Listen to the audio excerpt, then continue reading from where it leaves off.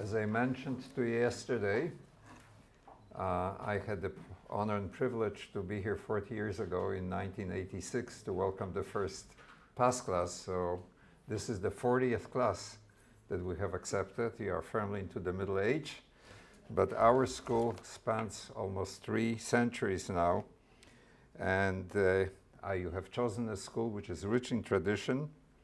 And our vision and philosophy, among others, include fostering humanistic environment, delivery of high-quality evidence-based patient care, shaping the global dental profession, promotion of interdisciplinary collaborations which accelerate innovation of scientific discovery, and mentoring exceptional leaders.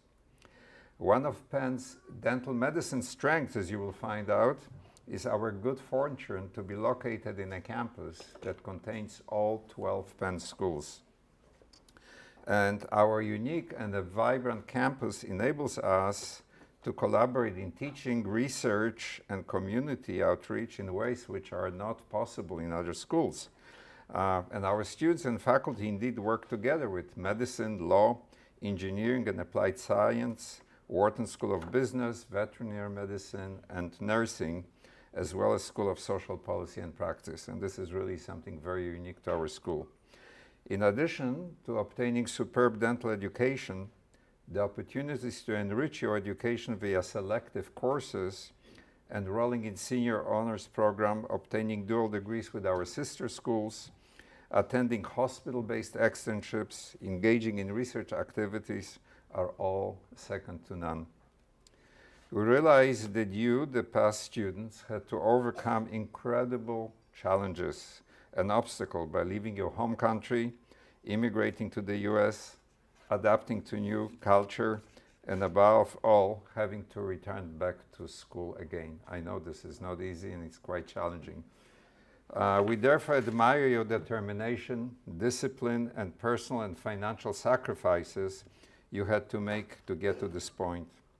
I speak on behalf of the entire PDM family in assuring you that our dedication and commitment to make you proud of your decision to attend Penn Dental we wish you all the success in the world, and welcome to you and your families who assisted you throughout this journey.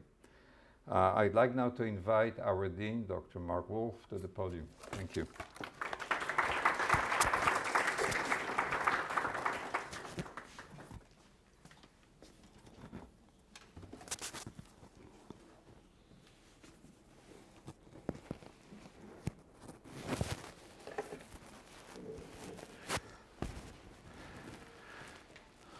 So good afternoon, everybody, and we're really thrilled to have you here. And I'm personally always humbled by this.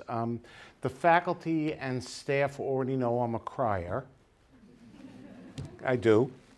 I find this an important moment for you, but it's an important passage for the school. And we'll talk a little bit about that in a few moments.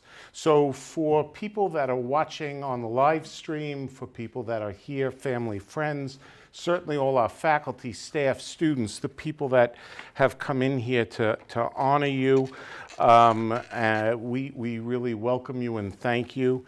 And we welcome you to the class of 2028. It's a significant milestone in your life, and it's a significant portion of your professional journey. Today, we meet as a community at Penn Dental Medicine as a truly global community. You come from 13 different countries. I had the good fortune, as I said yesterday, of visiting, actually I got the numbers wrong. I lectured in 7, visited 10, scuba dove in 3. That's not a bad record overall, though there are a few places that I do look forward to visiting at some times in the future. Each of you left your homelands to bring your own culture to us here at Penn. It's a history, it's a tradition, and it enriches all of us. I'm going to ask you to do something even more uncomfortable than asking questions of your faculty. don't hang out with each other. Hang out with all of the other students in our school and help enrich them, because, you know, somehow everybody clusters together. And never mind, we're not going to talk about where we sit in the tables. But it is part of enriching you and enriching each other as we go forward.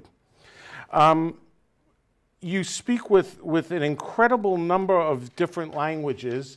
I speak with New York, that's about it. Everything else I can do a cerveza, por favor, and that's the limit of my languages. Each of you views the world through a very unique lens. It's not the same lens for any two of us, even if we grew up in the same location. But when we start talking about a lens that was shaped by the influences in your life, your family, your culture, the beliefs, the healthcare system around you, it makes us very different individuals with very different capabilities and very different understandings of things. You arrive at Penn not as novices, but as trained professionals from your home countries, choosing to embrace the challenges of a new environment and a new education. Some of you, I understand, moved here as recently as Saturday, arriving on the scene. There's a lot to get used to really quickly. Some of you came from giant cities that make Philadelphia look small. Some of you come from small places that even small neighborhoods look giant compared. That's just unique differences that bring us all together and make things a distinct place. The dentistry you practiced abroad will differ from what you'll learn here at Penn Dental Medicine in many, many cases.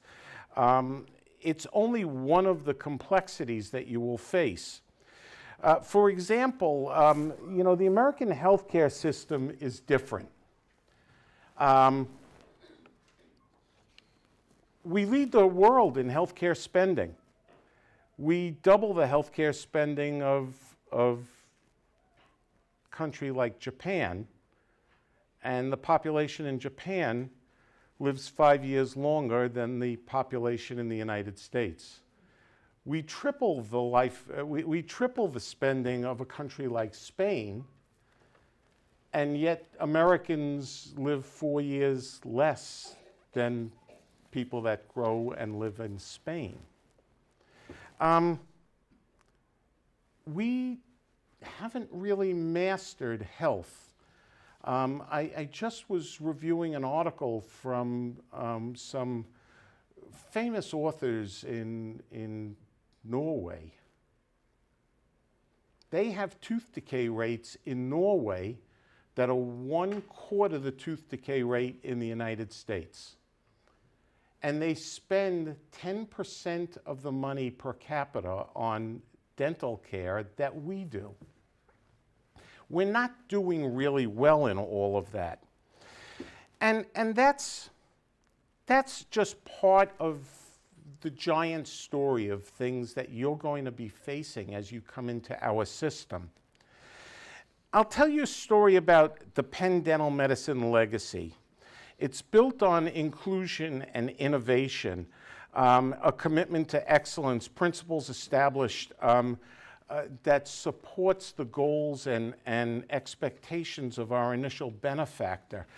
You all passed that coach in the front of the school, I presume, when you walked in, right in there, that big black coach.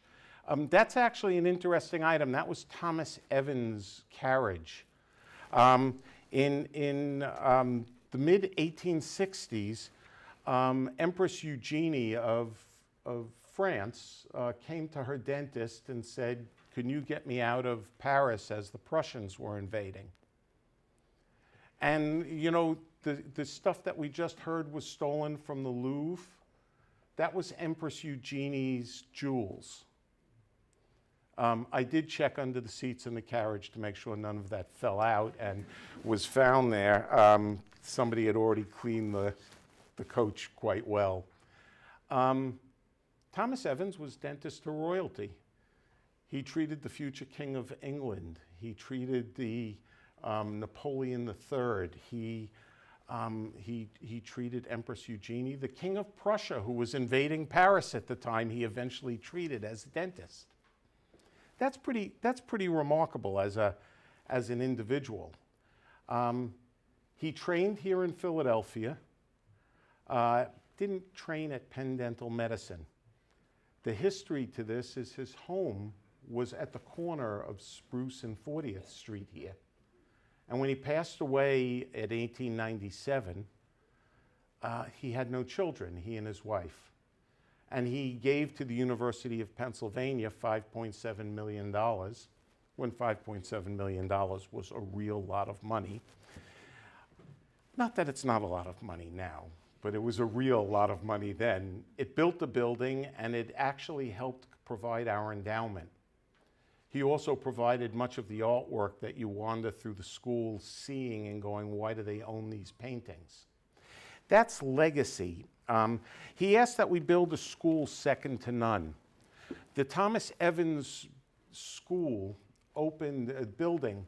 If you look outside at the corner of Spruce and 40th Street, on 40th Street, you'll actually see the Thomas Evans School of Dentistry and Museum on the building. That building opened in 1915. It tells us an interesting story because right after that building opened, the Spanish flu pandemic came through. The first class came through here, and shortly after that, the Spanish flu came through and created major havoc. As a matter of fact, when everybody said you shouldn't be gathering together because the flu was so deadly, they had to raise Liberty bonds to support World War I. And everybody got together, and 1 week later, the city as a general was down sick and ill. Science was really limited then. It's interesting how 1918 we knew so little about viruses. The doctors had some important information. Don't spit, because spit spreads the flu. They also had some incredible cures, cucumber sandwiches and whiskey. These doctors were wrong. It was the best science of the moment, and it was wrong. But we didn't stop believing in science at that time. We continued creating science. Who discovered what caused tooth decay? An 1878 Penn Dental Medicine graduate who went off to Europe and discovered that bacteria eat sugar and poop acid, which dissolves tooth and causes tooth decay. Penn Dental Medicine has led for so many years in so many ways.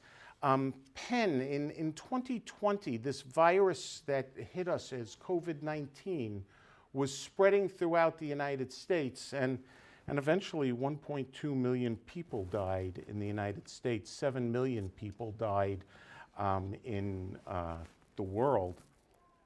Why do we only have 18% of the population, but nearly 20% of the deaths? I'm sorry, 5% of the population and nearly 20% of the deaths. It's because America had a different pandemic at the time.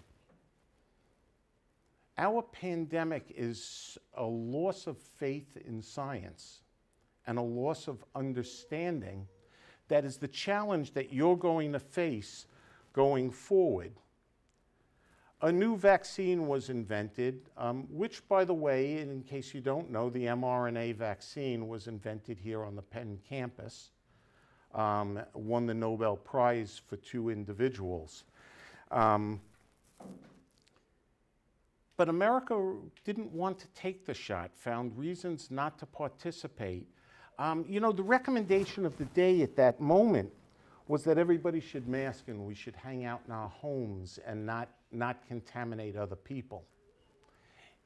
What you don't realize is just like that flu in 1918, in 2000, when the COVID virus was being announced and coming out, nobody understood how it spread.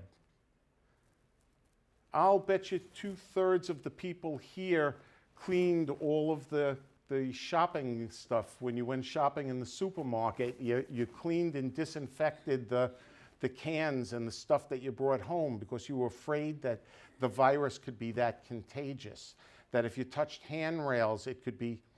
We were wrong about the level of contagiosity. We weren't wrong about how it was transmitted and what we should be doing.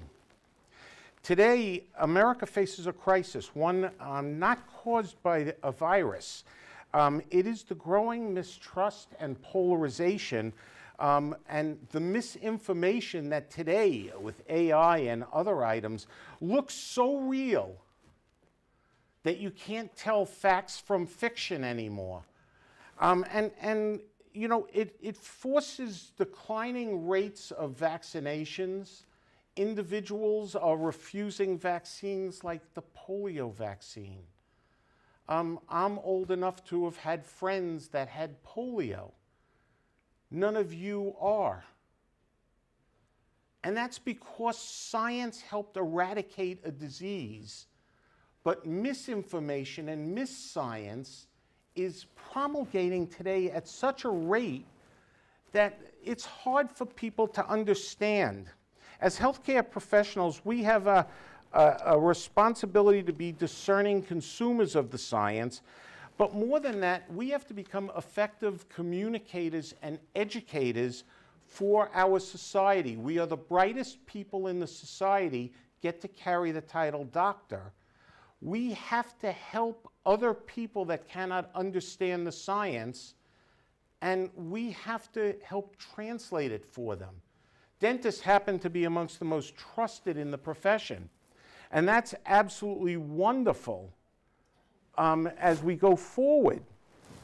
But it's not just about Mr. Cavity. It's about us helping our community understand the science in the world around them today. I still have patients from my practice 30 years ago that contact me with health questions because we established a bond together and a trust that they believed in. You have to do the same. The white coat ceremony marks the beginning of your professional education at Penn. In today's world, being a professional is much more than mastering the skills. It's about engaging in difficult conversations, working collaboratively with those who hold differing views, and standing up for minorities and underserved communities, because everybody is entitled to be healthy. We have to do this both within our clinic and in our community. We have to become the leaders.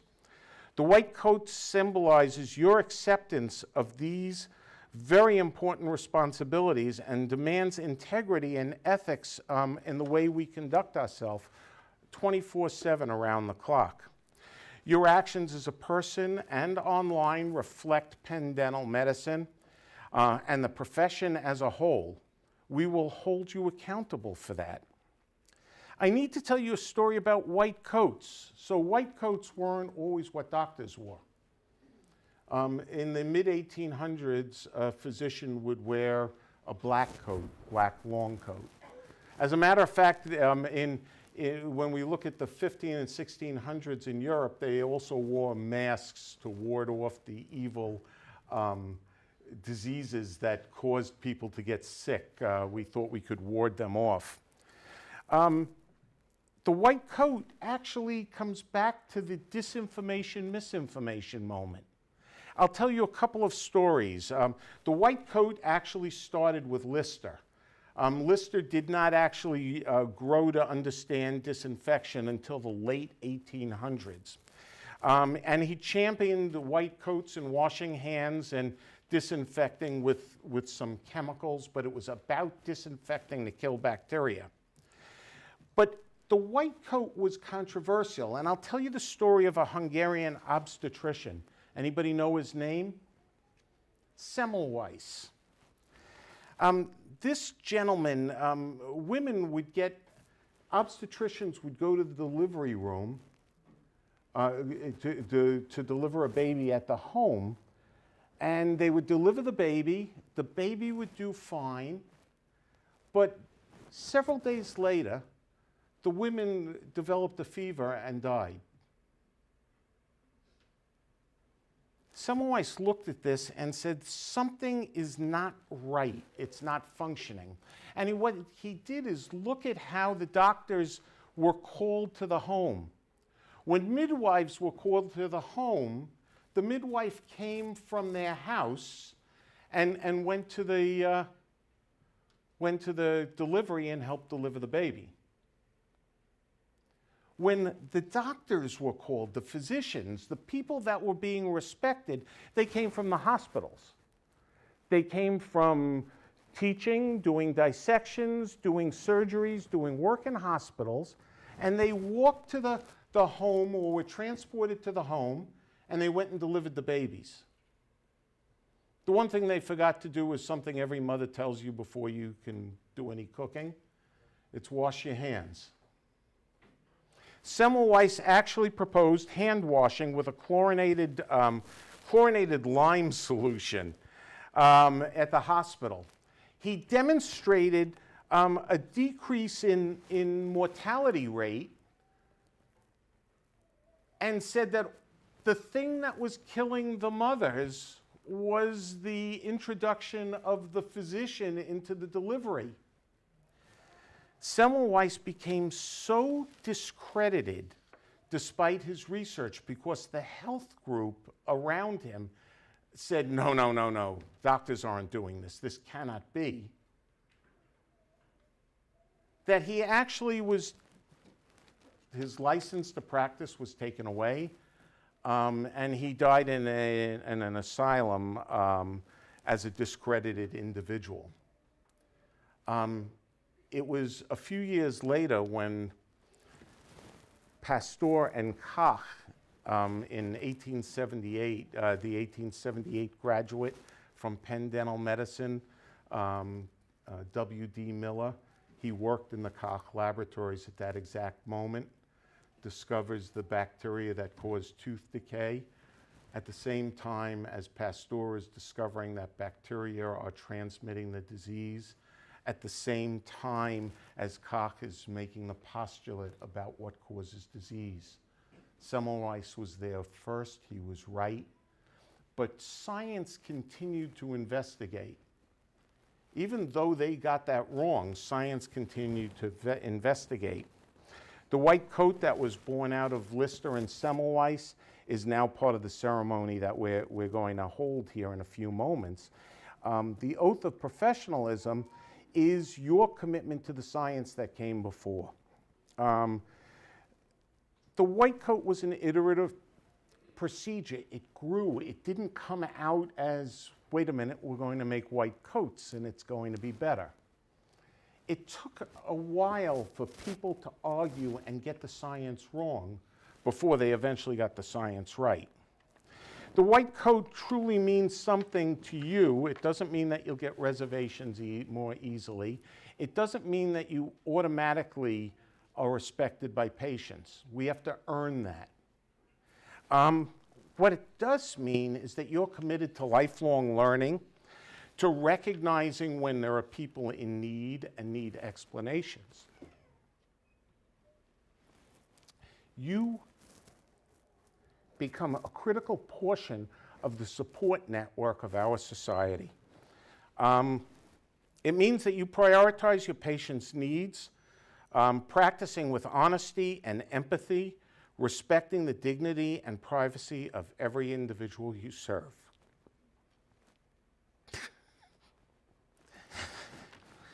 Made it that far at the end.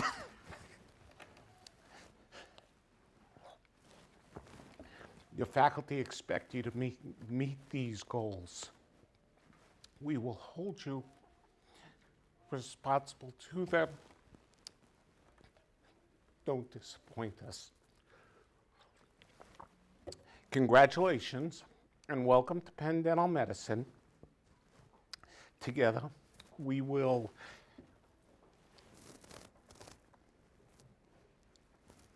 have a lifetime commitment to seeing to it that you're the very best in the profession. Welcome.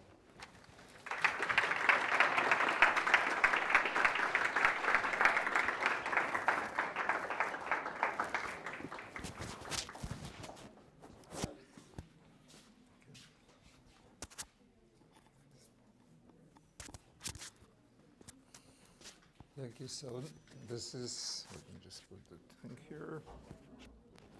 So the time has come to formally introduce the class of past class of 2028. What we will ask is that each student comes to the podium, states their name and the country of the origin. You will then proceed to be cloaked by our faculty member, Dr. Frank Smithgall, who is Associate Professor of Restorative Dentistry. And once that's done, you will proceed and you will take a picture with the Dean. Just want to assure you that all the pictures will be available to you. You'll be able to download them. So without any further ado, let's start the process.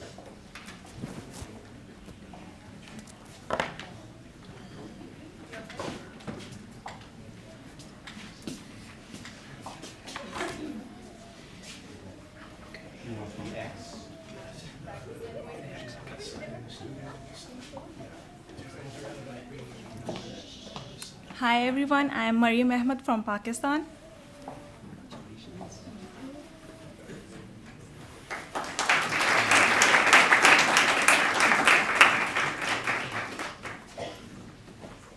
First thing we're going to do is Hi, my name is Karam Al-Faisal and I'm from Syria.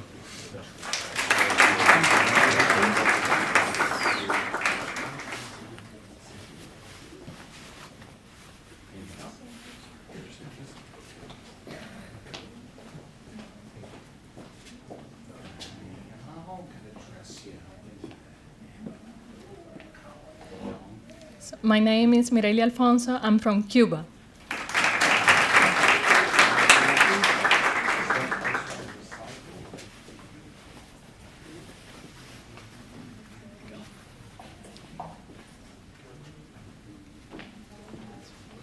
fluff that hair, that's right. Hi, my name is Josifer Baez, and I am from Dominican Republic.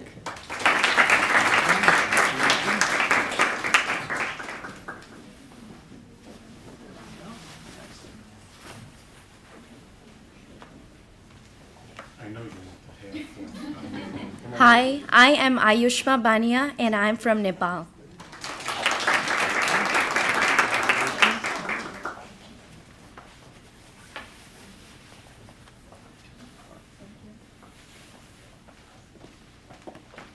Hello, I'm Mariam Brito from Cuba.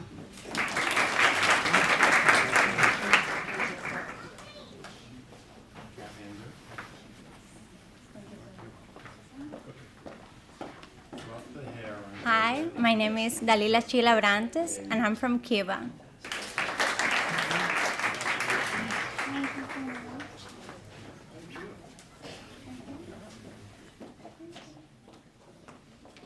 There you go, perfect.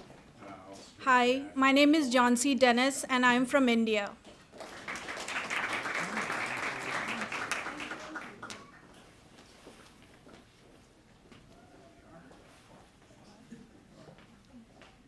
Yeah, get the hair right. Come on, get it fluffed out. Hello, everyone. My name is Sayyida Sara Ehsan, and I'm from Pakistan.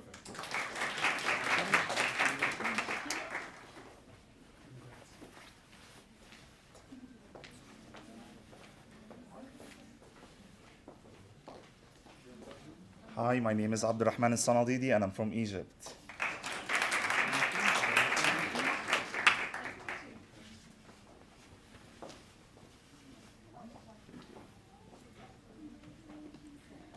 Hello, I am Minu Anna Emmanuel. I'm from India.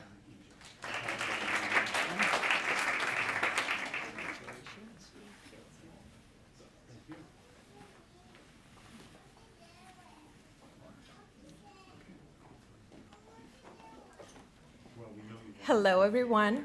My name is Frida Garcia Vanderhost, and I'm from the Dominican Republic.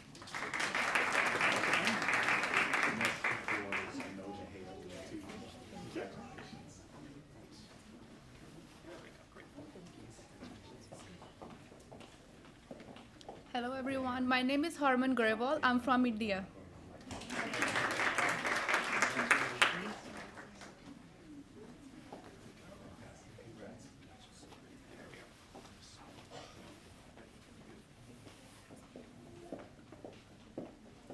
Hello, my name is Claudia Jimenez. I'm from Cuba.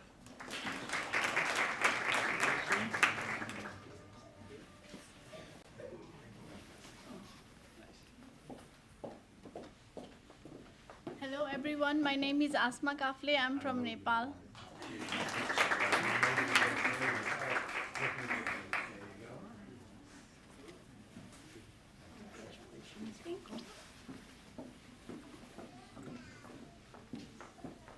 Hello, my name is Rishabh Singh Kalra and I'm from India.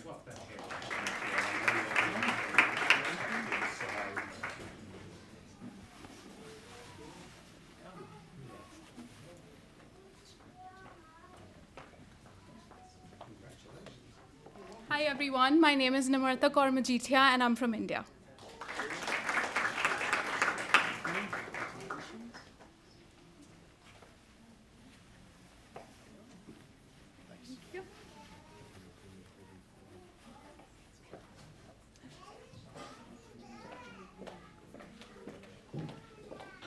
Hi everyone, my name is Shabnam Jot Kaur and I'm from India.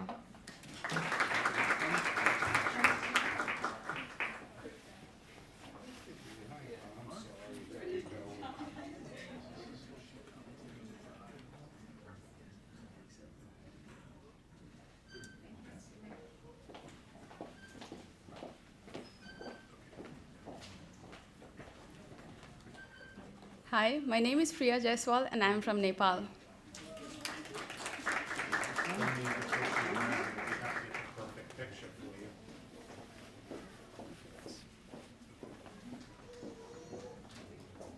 Hello, my name is Hamza Laneb and I'm from Morocco.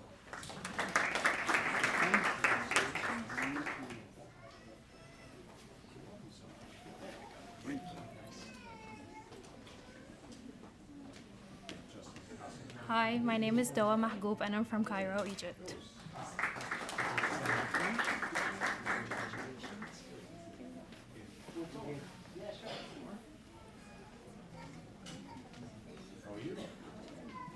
Hello everyone, my name is Sufyan Marfani and I'm from Pakistan.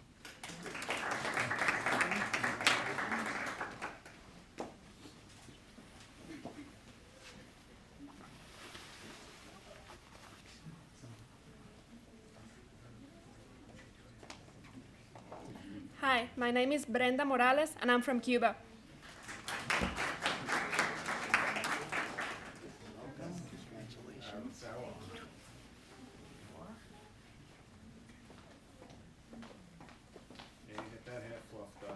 Hi, my name is Lorena Morel and I'm from Cuba.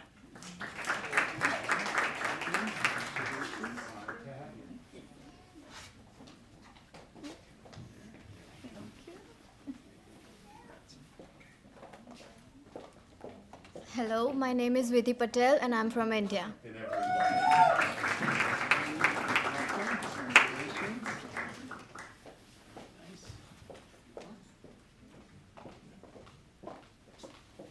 Hello, my name is Laura Pereda Vasquez and I'm from Cuba.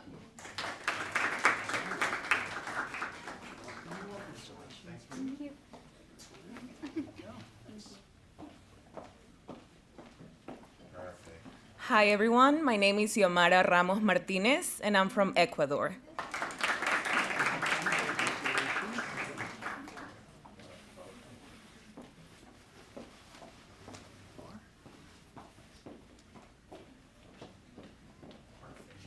Hello, my name is Carolina Rodriguez and I'm from Venezuela.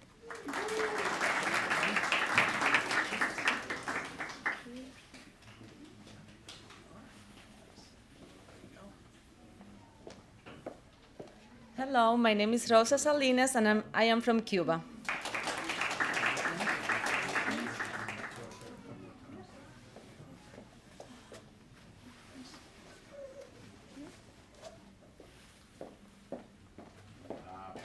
Hello everyone, my name is Riza Saki and I'm from Nepal.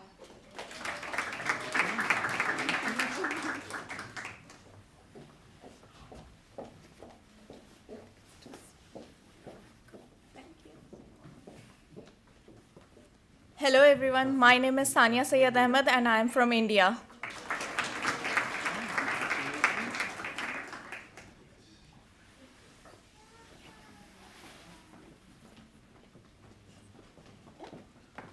Hello, I'm Luisana Torres from Venezuela.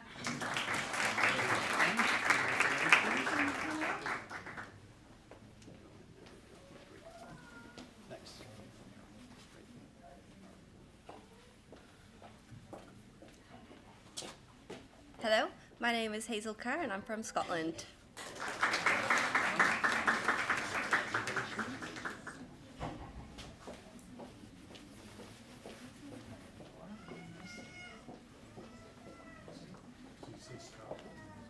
Hi, I'm Doreen Raihani, and I'm Iranian Canadian.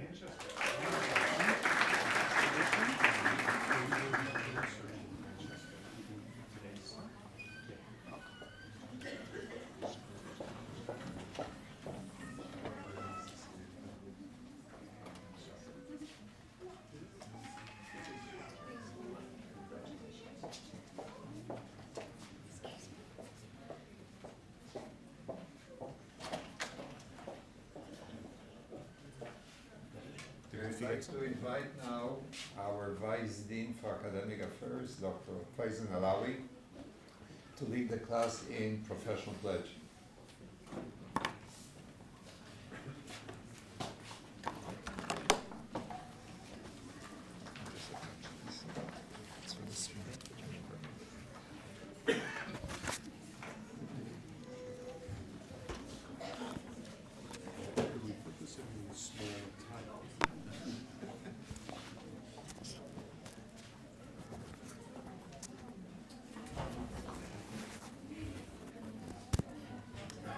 Okay, good afternoon, good evening actually.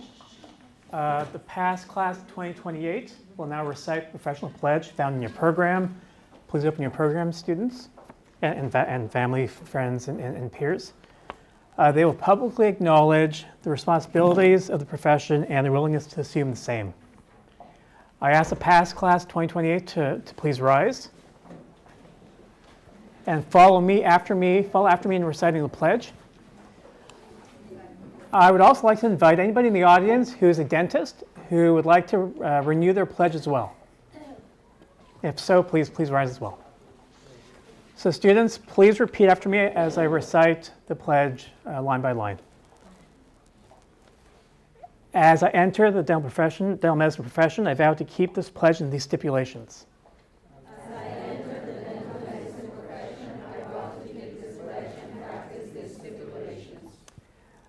I understand that my primary professional responsibility is to my patients.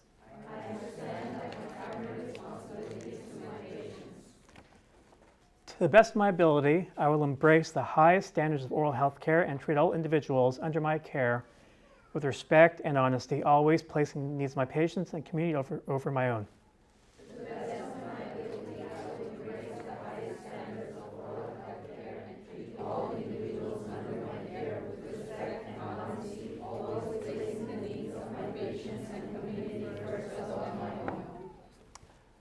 I accept the responsibility to maintain my competence through the continued pursuit of new knowledge and skills in the practice of my profession.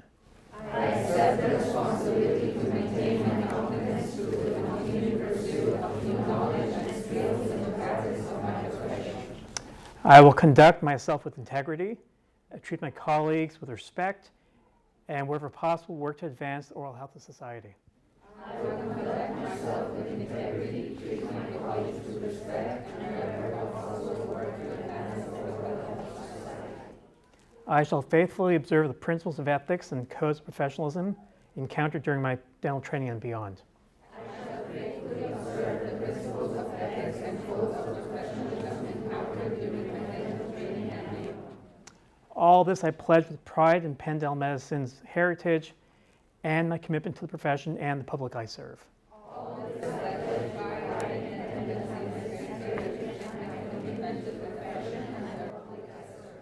Welcome to Penn Dental.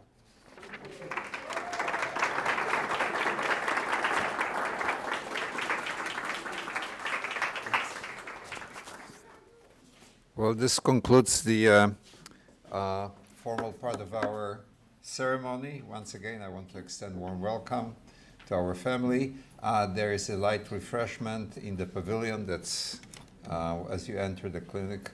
As you enter the building, it's on the first floor, and we'll see you there. Thank you very much.